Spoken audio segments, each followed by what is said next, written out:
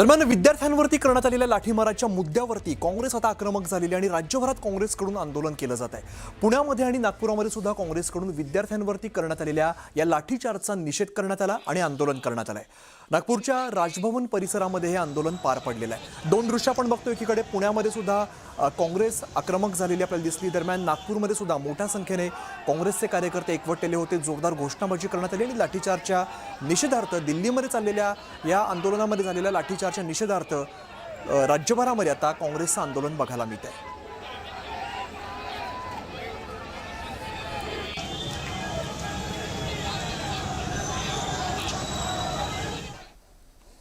तर मुंबईतल्या चैत्यभूमी परिसरात आता मोठा पोलीस बंदोबस्त तैनात करण्यात आलेला आहे। विद्यार्थी आंदोलनाच्या पार्श्वभूमीवरती मुंबईमध्ये पोलिसांकडून हा बंदोबस्त तैनात केलाय। जवळपास 200 पोलीस हे बंदोबस्तासाठी सध्या हजर आहेत आणि आज पुन्हा कॉकरोच जनता पार्टीच्या कार्यकर्त्यांकडून आंदोलन केलं जाण्याची शक्यता वर्तवली जाते। त्यामुळे आता मुंबईमध्ये सुद्धा आपण बघितलं काही दृश्य, नागपुरातली, पुण्यातली, त्यानंतर मुंबईतली आपण दृश्य बघतोय। मुंबईत मोठा पोलीस फौजफाटा तैनात करण्यात आलाय। चैत्यभूमी परिसरातली सगळी दृश्य आहेत। सीजेपीकडून आज पुन्हा एकदा आंदोलन होण्याची शक्यता आहे, त्यामुळे आंदोलन होण्यापूर्वीच पोलिसांचा मोठा फौजफाटा सध्या चैत्यभूमीवरती तैनात करण्यात आलेला आहे। दिल्लीत चाललेल्या आंदोलनाच्या पार्श्वभूमीवरती मुंबईत सुद्धा मोठा बंदोबस्त बघायला मिळतोय। मुंबईत सुद्धा निदर्शनं केली जातील अशी शक्यता असल्यामुळे चैत्यभूमी परिसरात मोठा बंदोबस्त तैनात केलाय। मी सध्या आहे मुंबईच्या दादर भागातील चैत्यभूमी परिसरामध्ये आणि आपल्याला माहिती आहे गेल्या काही दिवसांपूर्वी याच चैत्यभूमीवरती मोठ्या प्रमाणात जे आहे ते सीजेपीकडून आंदोलन करण्यात आलं होतं। अनेक लोकांना इथे डिटेन करण्यात आलं होतं। काल देखील आपण पाहिलं की शिवाजी पार्क परिसरामध्ये मोठ्या प्रमाणात जे आहे ते आंदोलन करण्यात आलं आणि त्यानंतर खबरदारी म्हणून आज संपूर्ण दादर परिसरामध्ये जो आहे ते मोठ्या प्रमाणात पोलीस बंदोबस्त असणार आहे।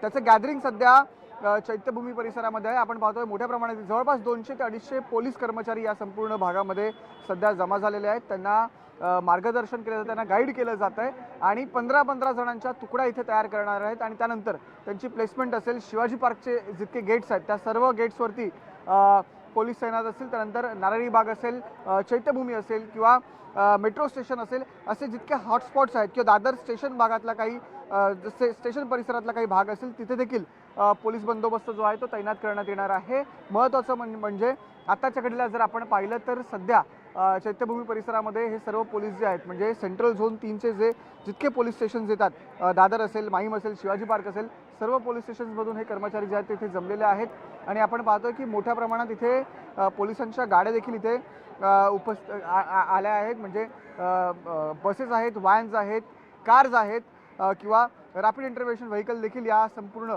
भागामध्ये इथे येऊन आणून ठेवलेल्या आहेत। जर आंदोलन झालं आणि जर ते थोपवायचं झालं तर तयारी हवी आणि ती तयारी सध्या आपल्याला मुंबई पोलीस करताना दिसत आहेत। Mahim police station, Dadar police station, Shivaji park police station, या सर्व पोलीस स्टेशनचे हे माझ्या मागे उभे आहेत ते सगळे कर्मचारी आहेत आणि कुठेतरी गेल्या काही दिवसांमध्ये जर आपण पाहिलं की मोठ्या प्रमाणात मुंबईत आंदोलनं होत आहेत। जंतर मंतरवरती जे आंदोलन सुरू आहे त्यानंतर मुंबईतल्या आंदोलनाने देखील वेग घेतलेला आहे। काल पण आपण जर पाहिलं तर आझाद मैदान परिसरामध्ये असाच प्रमाणात मोठा बंदोबस्त लावण्यात आला होता, पण तो तिकडे लावला असल्याने तिकडे आंदोलक जे आहेत ते जमा झाले नाहीत आणि त्यानंतर जे आंदोलक आहेत ते शिवाजी पार्कला आले आणि शिवाजी पार्कला इथे आंदोलन करू लागले। त्यानंतर आझाद मैदान पोलीस स्टेशन किंवा आझाद मैदानला जी सुरक्षा लागली होती त्यातून 100 पोलीस कर्मचारी आहेत ते इथे पाठवण्यात आले। खरं तर SRPF वगैरे सगळेच इथे आज उपस्थित आहेत आणि सध्या पूर्ण दादरमध्ये जे आहे ते मोठ्या प्रमाणात आपल्याला पोलीस बंदोबस्त पुढच्या काही मिनिटांमध्ये पाहायला मिळणार आहे। व्हिडिओ जर्नलिस्ट प्रवीण शेट्टी यांच्यासह मी संकेत वराक, न्यूज 18 मराठी, मुंबई।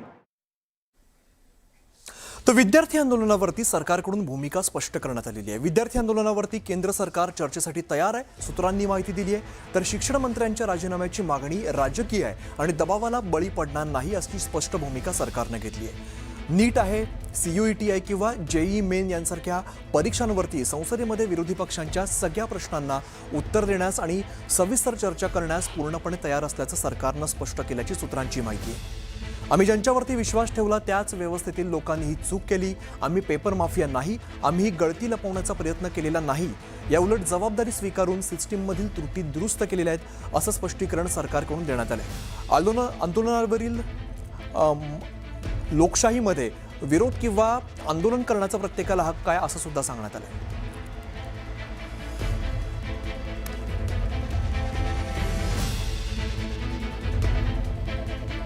पुढची बातमी आपण बघूया. दिल्लीमध्ये काँग्रेसकडून पंतप्रधान मोदींच्या निवासस्थानाबाहेर करण्यात आलेल्या आंदोलनावरून आता धर्मेंद्र प्रधान यांनी काँग्रेस आणि राहुल गांधींवरती सडकून टीका केली आहे.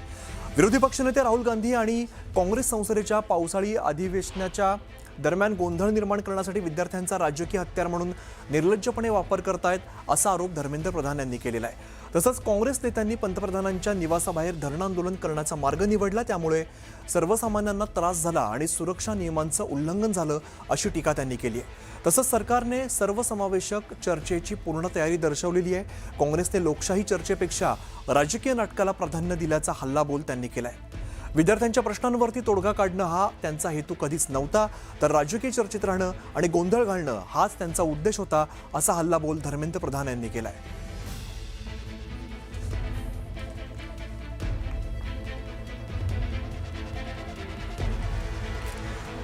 दिल्लीतील आंदोलनावरून आता जोरदार हल्लाबोल केला जातोय. धर्मेंद्र प्रधान यांनी सुद्धा एक्स पोस्ट केलेली आपण बघितलं आणि दिल्लीतील आंदोलनावरून आता आरोप प्रत्यारोप केले जात आहेत.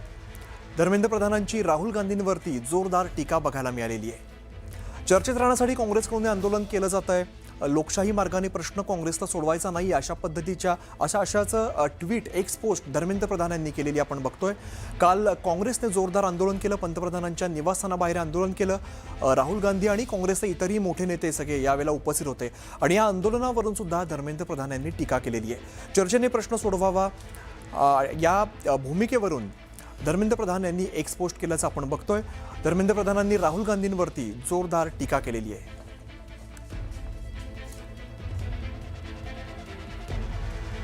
तर जंतर मंतरवरती जाऊन दिपकेंची भेट घेत उद्धव ठाकरेंनी विद्यार्थी आंदोलनाला पाठिंबा दिला आणि आपला पहिल्या दिवसापासूनच विद्यार्थी आंदोलनासाठी पाठिंबा असून सरकारच्या डोक्यामध्ये सत्तेची हवा गेली अशी टीका उद्धव ठाकरेंनी केली आहे. सध्याच्या सत्ताधाऱ्यांपेक्षा इंग्रज बरे होते, आता जनता बोलू लागली आहे असं टीका त्यांनी केली आहे आणि आंदोलकांना दिलेली वागणूक ही लोकशाही नाही तर देशामध्ये हुकुमशाही असल्याचं दिसून येत आहे असा आरोप देखील केलेला आहे. जन की बात ऐकत नसाल तर लोकशाही नाही असा टोला देखील त्यांनी लगावला आणि विद्यार्थ्यांची बोलण्यात कमीपणा का वाटतो असा सवाल देखील उपस्थित केला आहे.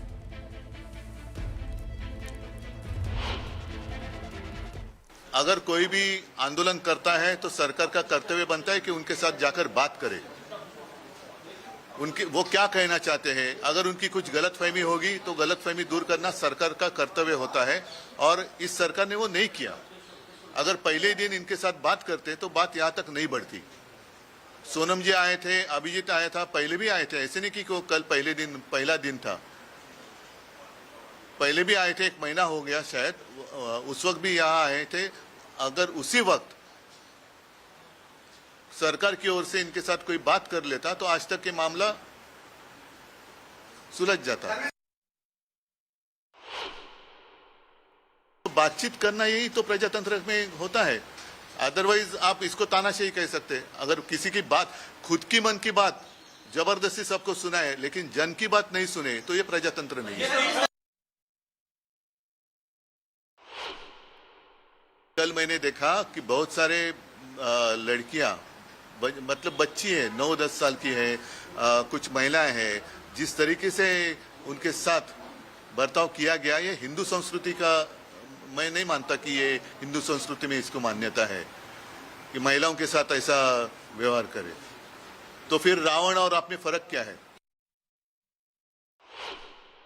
सरकारचं लोकशाही आपण मानतो, जगातली एक सगळ्यात मोठ्या लोकशाहीपैकी आपली लोकशाही असं आपण जर मानत असू आणि जर ती असेल तर तुम्हाला त्यांच्याशी जाऊन बोलण्यामध्ये कमीपणा कसला वाटतोय.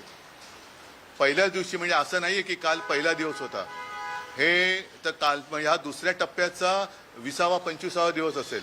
सोनम वांगचुकजींच्या उपोषणाचाच 20वा-25वा दिवस आहे. त्याच्या आधीपासून आणि त्याच्याही आधी 10-15 दिवस आधी एकदा अभिजित आणि सगळी तरुण मंडळी इकडे येऊन गेली होती.